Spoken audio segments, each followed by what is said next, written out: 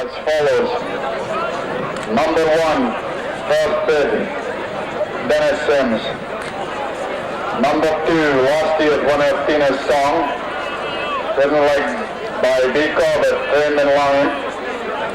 Number 3, Sweet Caroline, heavily fancied Local Hope, ridden by Ian Crozier. Flapping is a big part of Hoyt Common riding. Here we have a conversation with Lindsay, Billy, Norman and Colin about their favourite memories from the past 50 years. First question's just, we're going to start with Colin first, just your kind of earliest memory in flapping, Colin? No, my earliest flapping would be when I used to come up and the Williams boys from Aberdeen used to come down with really good horses and they ruled the roost in them days with Smarties and Dunny D's and Gary Lads and things like that. So that'd be kind of late 60s, early 70s? 60s, early 70s, yes. But they seem to win everything in those days, sort of thing then. Billy, Similar, Lindsay. I remember I was maybe 8 or 9 years old and I remember Jimmy Williams winning the tradesman's on Smarty. Aye. And well, he won the tradesman in I got the 68 bug and after 70. that. Aye. Norman? As before, the first one I can mind out, which I do mind out, is jockey rides on Merrilies, which Jim Anderson and I looked after it. And he was the first flapper we had, and it, to be honest, when you won it Lanark, it's the first time. And that would be early 60s? Early 60s. Well, my earliest memory was really just a lot later as that, maybe just the kind of 80s, kind of says last times, and Cannibal Lass was 84 obviously, but I'm a bit younger as you boys. And I'll start you out this time, Billy, the best horse you ever had with your syndicates, obviously he was in with Jock and Scobie and stuff like that, you can, Jock Anderson, great flapping guys. I've had a few over the years, Lindsay, but I think the best I had would be Jungle Patrol, Jock and I, and Tudge come in later on, and I think I won about 14 or 15 races with him. He was second in the tradesman's, third in the tradesman's, fourth in the tradesman's, but I think the time he should have won it was when he was fourth. But we didn't get the best of starts, and then we on the tradesman's winner the following day, a horse from Wales, and we absolutely destroyed it on the Saturday. But that's racing again, it's all part of the fun. Norman, your best horse you had to deal with? The best horse I had was Michelle. As I said, and he was ridden, he won 16 races, and he was ridden by Stuart Hill in the tradesman's. He was a lovely horse, and he went on and he won every trip from 7 furlongs to 1.5 miles, he even run on 2 miles at Lanark. He was a really, really good horse. I've had other horses. But Michelle, you just bought Michelle for common reins to start with? Michelle was bought to ride for the cornet, and he ran in confined races. Aye. And he didn't win till Murray Richardson got on him, and he won 2. And then Murray started him off and it won 5 flaps on him. Aye. Because the cornet racing obviously had a lot to do with the flapping and gets a lot of the boys in again. Billy's boys, for example, both came through the cornet racing ranks. Jimmy Garvin rode 2 winners on him. Mind the Jimmy, aye. And then Stuart Hill came, and then after that, that's when he won the tradesman's. I also won the tradesman's with a horse called 3 Times a Lady, which was another good horse, but he never stood the length of time, as you all know. The horses sometimes don't stand up to racing. And he was a nice horse, he won the tradesman's. And then I've moved on to Jamron, which you know about Jamron, Lindsay, because you got him for Root. That's right, aye, he was a horse. He went on to win 14 races, second in the tradesman's twice. And then we went on to the horse that just retired, which was Four Magic, which won 27 flaps, and he's happily now up in the hill, retired. You've been very lucky to have. I've been very lucky. Our Gideons, really. Having horses is not the buying them, it's having a bit of luck. Yeah, well, to win the tradesman's in 81 and then 86, getting two tradesman's winners in 5 years, a good turnaround you can. Yes, thrilled, and it's down to all the people that helped you, of course. Yeah. And Michael Williams came along and he was brilliant as well, and he won a few races, and John won. Colin, your kind of best horse that you had today with your syndicates up at the Langham side? Probably my best one would be Shoestring, which is a big, strong chestnut horse, an out-and-out steer. He won 23 races for us, with Tommy Morrison and Charlie McCleary riding them. And the others we've had, Miss Drummond, Juna, Kalahari Desert, they all went into the teens, each of them, and with Frankie and I and Napper. But we've had many, as Norman says, it's luck, it's doing to help that the boys that help you sort of thing all the time. But Kind of favourite horse that we boys have had was a wee horse called Highford Lad who bought Ken and who nearly didn't keep him. We ran him this season. He won a poor race at the end of the year at Irvine, which made us keep him.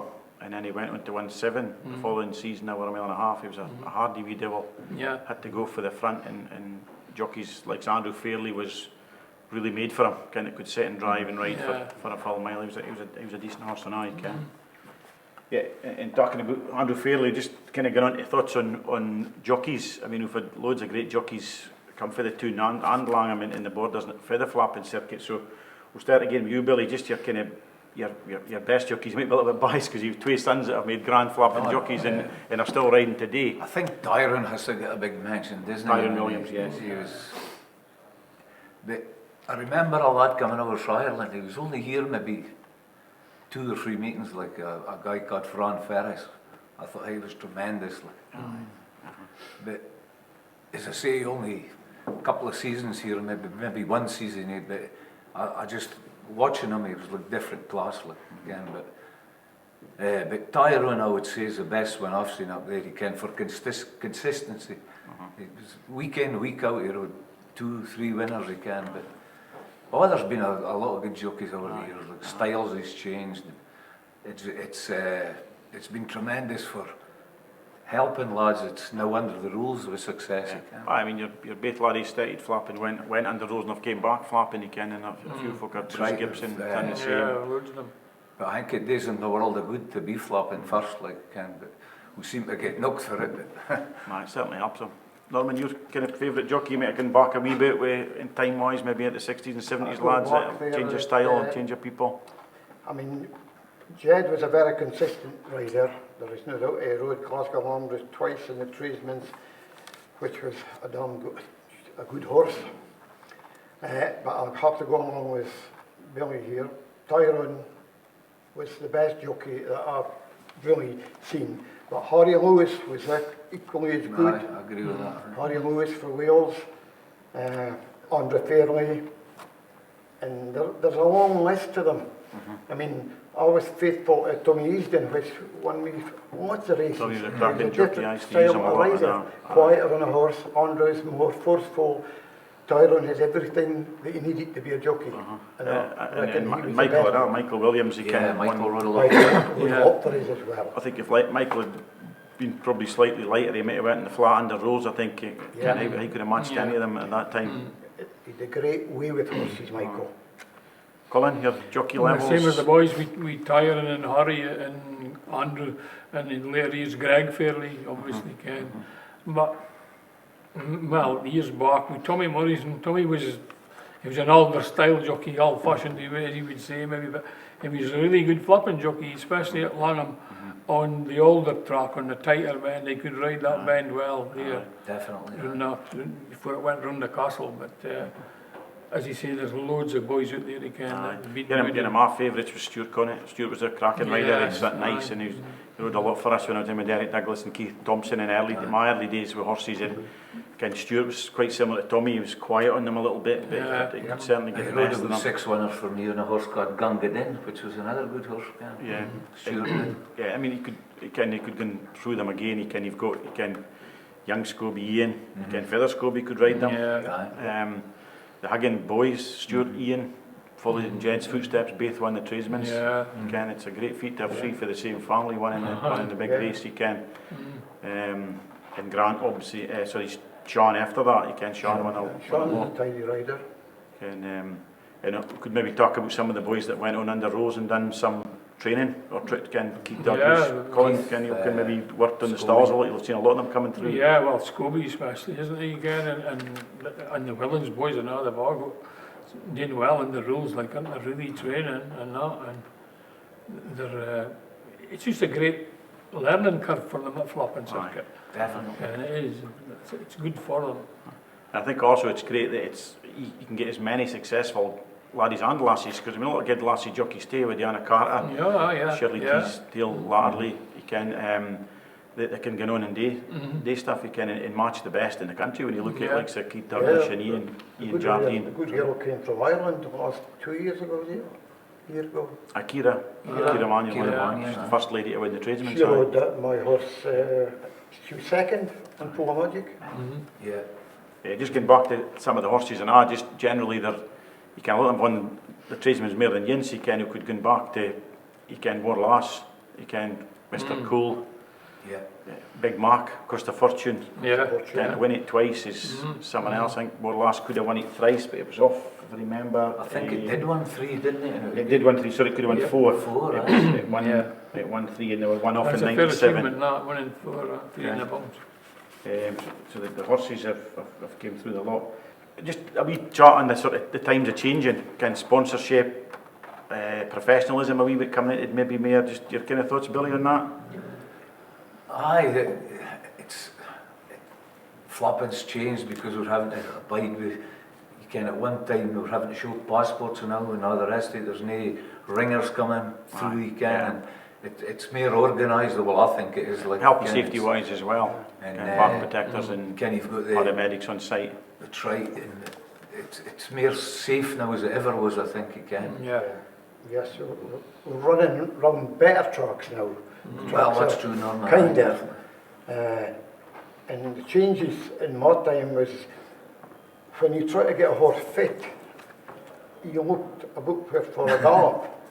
But then we ended up with Harry Bell. And on a Wednesday and a Sunday, you could have a race meeting down there. Yeah, well, the horses got all the horses. Now, our horses then got regular work, and they became better. So then we was able to compete with the Williams horses, because we were fitter. Same again, Colin, just professionalism and improvements and forward. Health and safety, as you say, you're supposed to be running rails now. It used to be all post and rails in them days, but now it's all plastic safety rails and other tracks, really. It's good that way, and more professionalism with the jockeys and the owners and trainers, I think, actually. Just talking about things that change, just a wee fact here that in 1914 the tradesman's was run in the value of 60 sovereigns, which is very little apparently in the days. When it was run a couple of years ago, it was 137th year, would have been this year, kind of values in the region of £4,000. It's a big good money for them, you can't. And obviously the bigger years, the 100th year and 125th running, who had mega bucks. 2014, I think, who had 5,000 to the winner or something. You can. So the sponsorship is tough, getting tougher every year and it definitely is getting harder, and you need them really, but you can understand why they're not so keen nowadays in these hard times. The Comerring's done a tremendous job, I think, with keeping up the prize money you can this day and age, because it's very, very hard. And I mean the High Course Association, you can struggle every week. We're struggling on sponsors, but we'll get there. You can. Same Langham, Langham's the same. It's getting harder and harder. And I think we can back a wee bit that you can the Cornets races, you can even at Hoyk and at Langham, you can they're a great lead up to folk going on to be flapping jockeys and horses. It's a starting block for them, really, isn't it, for them young lads? Yes, in my day, the Cornish races at Hoytmoor are running races there with 14 runners. In later years, it's dwindled away in later years. We've cut the races down from 5 to 2 to 4 to 2. I think a lot of that's to do with there's not as many horses in the two now. More folk are hiring horses, which is it's slightly disappointing, but it's also a positive side of that is you're keeping the hirers in business, which you need. Not as many blood horses falling in the corner. It used to be Alec Cavers really that doing that, didn't he? He can hear a lot in the Cornish racing and sent a lot to Langham for the hire them for the Comerine. And also Jim McKinnon was great for sending horses up your way. Yeah. I think a lot to do with the expense of keeping them now. Yes. You can at one time you could have one person got a horse on their own or a couple, but now it's just too expensive, so you tend to, Yeah. there's 5 or 6 in a horse now, and Yeah. you can't sort of cut the expense down a little. Aye. Just another thing, and I just a wee chat about maybe some of the characters over the years. You can, I can just vividly remind of Cal Smith at the common riding clerk of the course. He was a comedian on the mic. It was absolute quality. And Definitely was. one year he can, could he please clear the course? The coordinates landed as if he was coming in an aeroplane. He can. It was Cal. Some characters he can bring up, Norman, maybe Jockey or some of your pals. I would have to stick with Kel at the moment because I worked beside Kel up there for years. And when Kel got the mic, he never knew what was going to happen.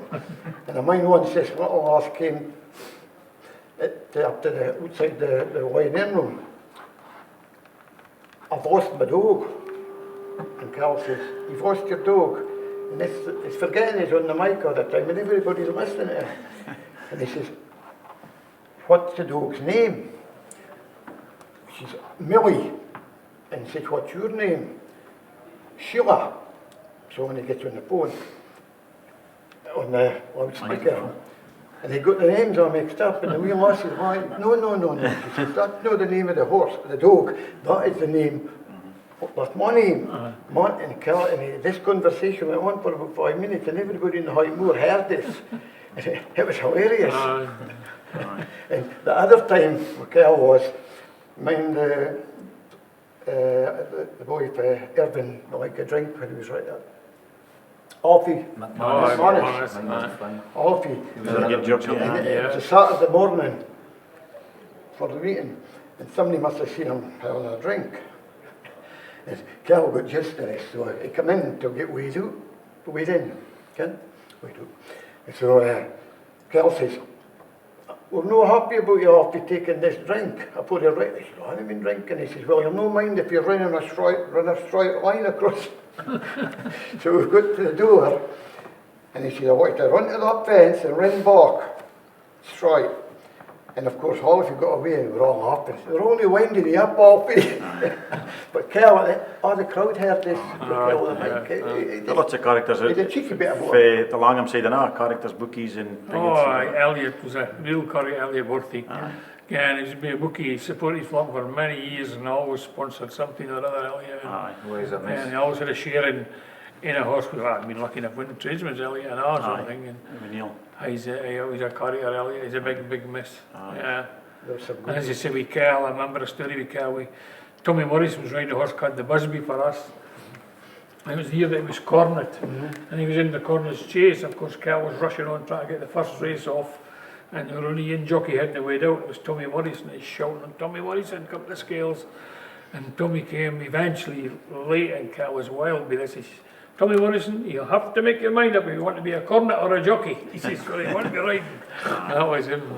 Yourself, Billy, some of the characters you've been out. Some of the bookmakers, if you think back, Lindsay, like Danny, great guy, Danny Chandler, Elliot, Collins mentioned Elliot Borthwick, big fat Jim Hepburn, Ronnie Hales, Joe Turnbull, tremendous man. Joe always had the chalk in his mouth like a fag, I always remember then for the board. And later we lost just a couple of years ago was John Crone. He was another character. Harry Murphy.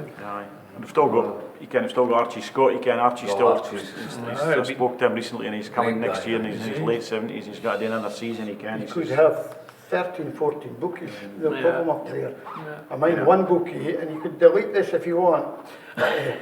One bookie's standing at the end, and he's shouting, 10 to 1 the Virginian. And there were 5 women saying, there's no money virgins here. I just like, moving on a wee bit, I just like to mention a wee bit about a great flapping guy we lost recently, Les Dodds. And I think Les was the best that I can remember of producing a horse. It's easy to say now when he's won 3 or 4 tradesmen, but I think he could produce a horse, but he was such a kind man with everybody in flapping. Super fella. I don't think anybody was a good worker on board the horse and all. And I'm just going to say, it really tamed flapping be the horns in it. He used to bring his horses in at the end of February, and he always seemed to win a tradesman. I think we'll maybe have to race a wee race at Comerine Yeah. after his In name. his memory, you're right Yeah, there, yeah. Norman. We'll work on that one. He'll be a miss. Definitely, he was a gentleman. It just, you know, another thing again, I think personally there's no better sight is looking at our height mare on the Wednesday night. Since I've been clerk of the course, it's been great. You can see it ready to go. What's your kind of view? What do you like about height mare the best that they come riding in the flapping? Is it Billy, start with you? Just when you drive in and you see all the people and just A buzz. the hair coming up the back of your neck, tremendous. Well, the greatest thrill I got at Whitemore is similar to what you said. You know, I was clerk of the course for many years, and it was the grass was cut in stripes, and when you come into you looked at one end of the track to the other, it was absolutely looking marvellous. And when the new rails came out, even enhanced it. Yeah. Colin, is a visitor, what's it like? It's just a real buzz high comrade. And when you've got horses, you always try to prime them to win in high comrade if it was possible at all. It was always nice to get weather at high comrade, and you still come now for picnics in the middle, and it's just a great day out, excellent day out, high comrade. Yep. Just a couple of boys who are not here well now, and I've just got to mention Deebs and Deebs. Feather Deebs and Young Deebs, they were great helps at Comrade Friday. In the waiting room, they actually gave up their whole day. Again, they were just in that building the whole day. They never seen a soul, but great guys that need replacing as well. They can. That's right. And also, I think we have to mention the flapping, the committees, the Comrade committee especially for the Comrade to get looking as grand, but all the other committees because it's getting harder and harder.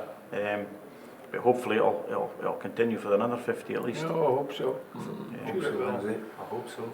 I was going to say about the horses that are racing X, that when they're retired from racing the horses, most of the flappers will find good homes for them. And a great deal of them come back and follow the cornet. That's where they started off and they end up back there. So they're well looked after, the horses in hike. That's all I wanted to say. Definitely are. Thank you very much for that. If you want to look back over any of the previous interviews, they're all on the website.